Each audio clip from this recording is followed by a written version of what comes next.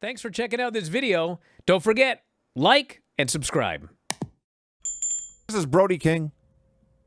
They do the entrances, then go to commercial, then come back for the ring intros. This whole thing made the match feel like a big deal. So I'm going to cut to the chase here. This is going to sound like an utter and complete burial, but bear with me. The match went too long. There was not a lot of heat. Nobody thought Brody was going to win. The finish was anticlimactic, and there was no way in hell they're going to follow that ladder match. Besides that, everything was great. And I realized, like I said, that sounds like a burial and a backhanded compliment at the end there and sarcasm. I mean that. Besides that, everything was great in this match. They had a really awesome match. There was a lot of things going against them. And it was all the best match in the show. Let's just say that. So Brody is dominating as you'd expect. He's big and strong and scary. Most of his stuff is very simple. He clobbers MJF a lot, uses a lot of elbows and slaps and punches.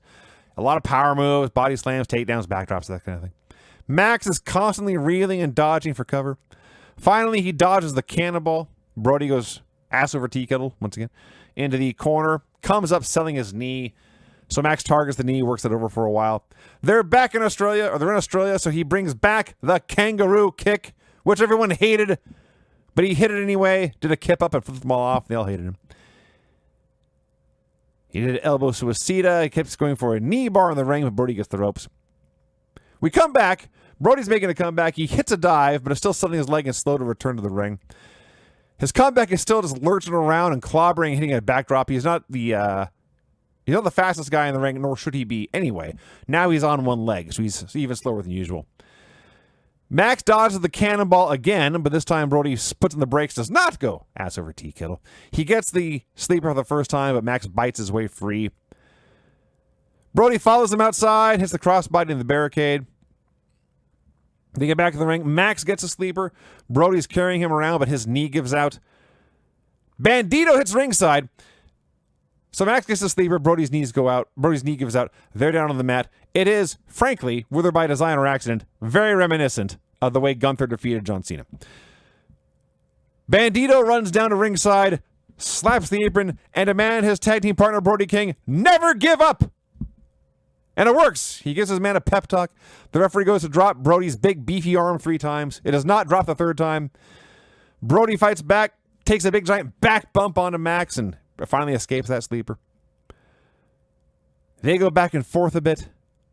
Brody gets him on outside the ring, DVDs him through a chair into the barricade. They tease a double count out this time. Bandito was encouraging Brody not just to get back in, you have to throw Max in as well. And so Brody does. They barely get back in to continue the match. Max goes with a dynamite diamond ring and gets caught. The referee catches him, takes the ring away. This lets Brody elbow Max to death. Max rolls to the apron. Brody gets the hanging sleeper. Max falls to the outside. So Brody has to go throw him back in. He still hits the Gonzo bomb back to the ring, but MJF kicks out.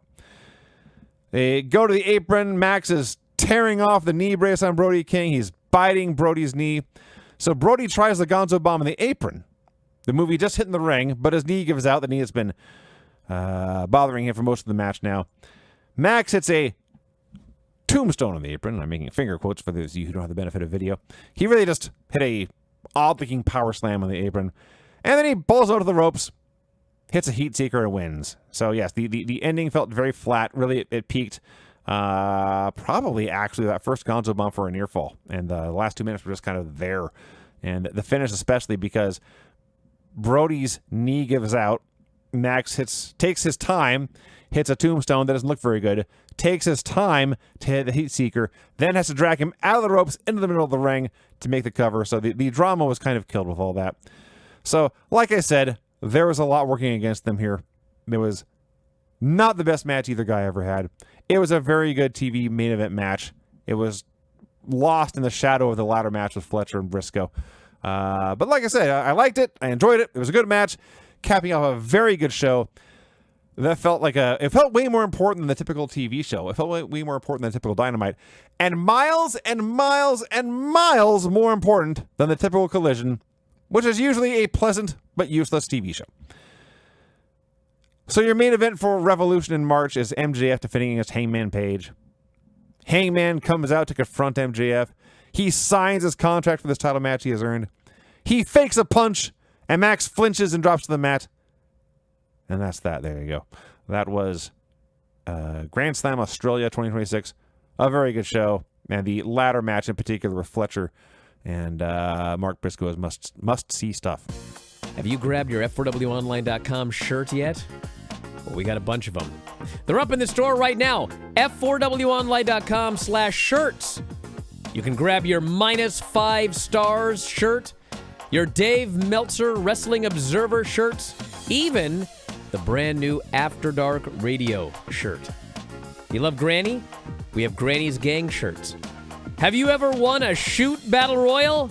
Probably not, but you can tell people you did.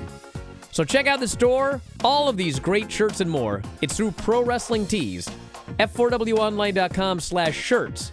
That's F4WOnline.com/shirts.